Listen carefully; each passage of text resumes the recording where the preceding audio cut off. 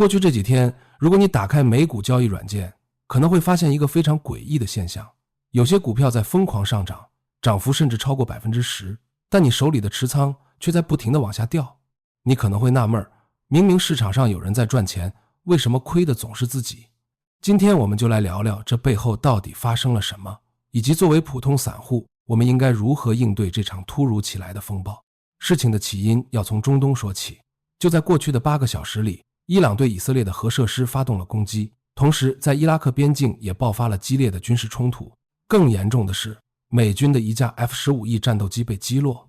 这不是什么小打小闹的局部摩擦，而是真刀真枪的军事对抗。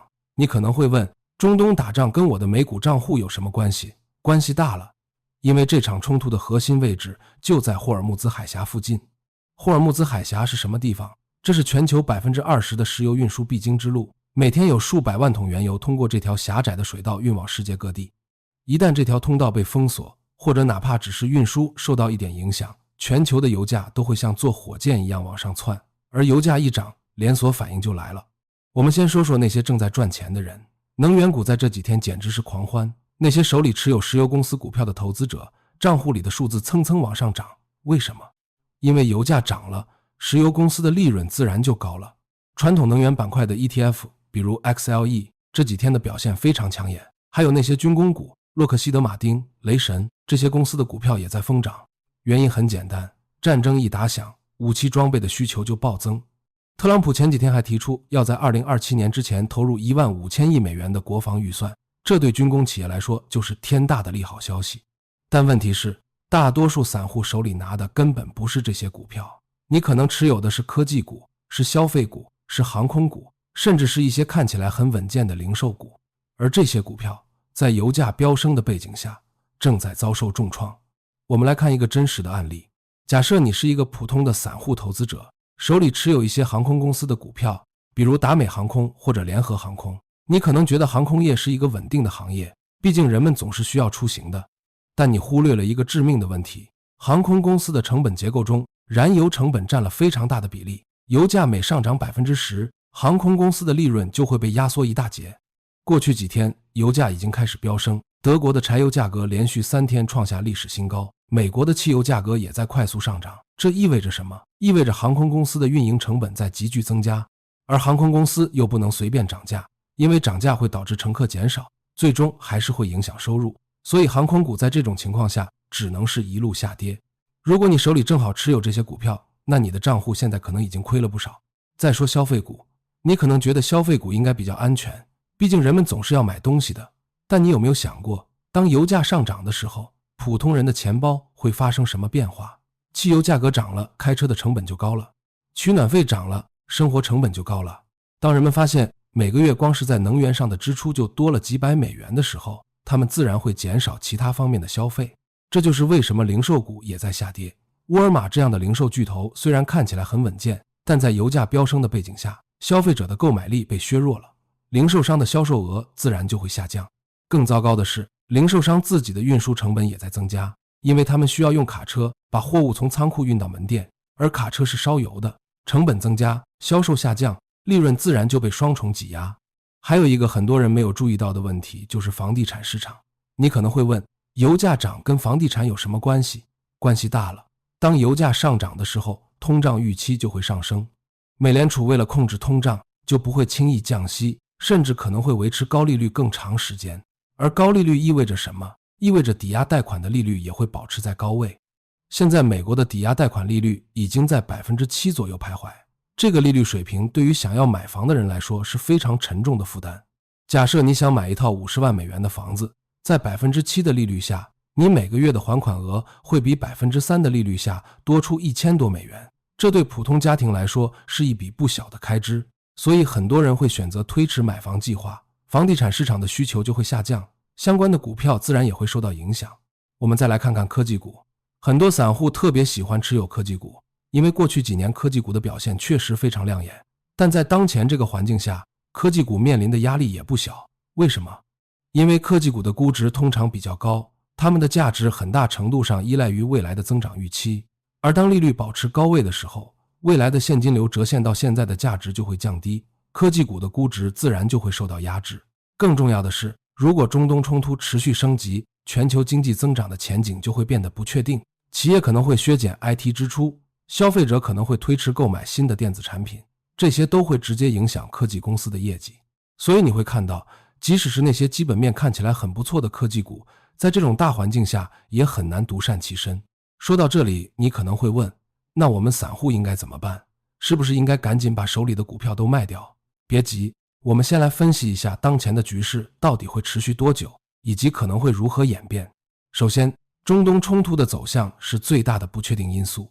如果冲突能够在短期内得到控制，油价可能会回落，市场的恐慌情绪也会缓解。但如果冲突继续升级，特别是如果霍尔木兹海峡真的被封锁，那油价可能会涨到一个非常恐怖的水平。历史上，每次中东爆发大规模冲突，油价都会出现暴涨。1973年的石油危机，1990年的海湾战争都是前车之鉴。其次，美联储的政策走向也非常关键。如果油价持续上涨导致通胀反弹，美联储可能会推迟降息的时间表，甚至不排除再次加息的可能。而高利率环境对股市整体来说都是不利的，特别是对那些高估值的成长股。第三，我们要关注企业的财报。接下来几个季度，那些对油价敏感的行业，比如航空、物流、零售，他们的财报可能会非常难看，而那些能源公司和军工企业的财报则可能会非常亮眼。市场会根据这些财报数据来重新定价，所以我们需要密切关注。现在我们来说说具体的应对策略。注意，这不是投资建议，只是一些思路供你参考。如果你手里持有大量的航空股或者非必需消费品股票，你需要认真评估一下自己的风险承受能力。这些股票在当前环境下面临的压力是实实在在的，不是短期的波动，而是基本面的恶化。如果你不想承受更大的损失，可能需要考虑减仓或者止损。当然，如果你相信冲突会很快结束，油价会回落，那么现在的下跌也可能是一个买入机会。但这需要你对局势有非常准确的判断，而这对普通散户来说是非常困难的。如果你想要在这个环境下寻找机会，能源股和军工股确实是值得关注的方向，但要注意，这些股票已经涨了不少，现在追高的风险也不小。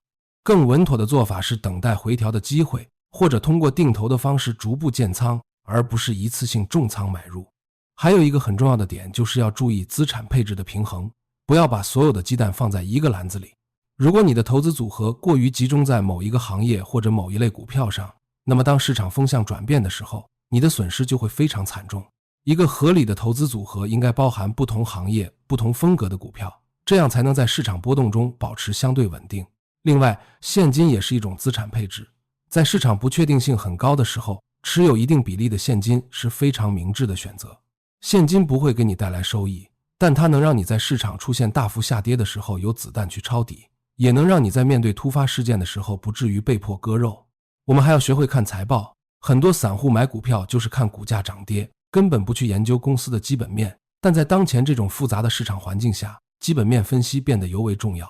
你需要去看公司的成本结构，看它对油价的敏感度有多高，你需要去看公司的现金流，看它在高利率环境下能不能撑得住，你需要去看公司的订单情况，看它的业务是不是真的在增长。这些信息都可以从财报中找到。最后也是最重要的一点，就是要保持冷静。市场的波动是常态，特别是在有重大事件发生的时候，很多散户就是因为在市场恐慌的时候跟着恐慌，在市场贪婪的时候跟着贪婪，最终成了被割的韭菜。真正能在股市里赚到钱的人，都是那些能够在别人恐惧的时候保持理性，在别人贪婪的时候保持警惕的人。说到底，投资是一场马拉松，不是100米冲刺。短期的涨跌不能决定你最终的收益，真正重要的是你的投资逻辑是否正确，你的风险控制是否到位，你的心态是否稳定。中东的冲突可能会持续一段时间，也可能很快就会平息，但无论如何，市场总会找到新的平衡点。我们要做的就是在这个过程中保护好自己的本金，同时寻找合适的机会。记住，股市里没有永远的赢家，也没有永远的输家。今天亏钱的人，明天可能就翻身了。今天赚钱的人，明天也可能会栽跟头。关键是要不断学习，不断总结经验教训，让自己变得更加成熟和理性。最后要说明的是，以上所有内容仅供参考，不构成任何投资建议。投资有风险，入市需谨慎。每个人的财务状况和风险承受能力都不一样，在做出任何投资决策之前，请务必根据自己的实际情况进行判断，必要时可以咨询专业的理财顾问。如果你觉得今天的内容对你有帮助，请记得点赞订阅，这对我们来说是最大的支持。我们会持续为大家带来最新的市场分析和投资思路，帮助大家在这个充满挑战的市场中找到属于自己的机会。我们下期再见。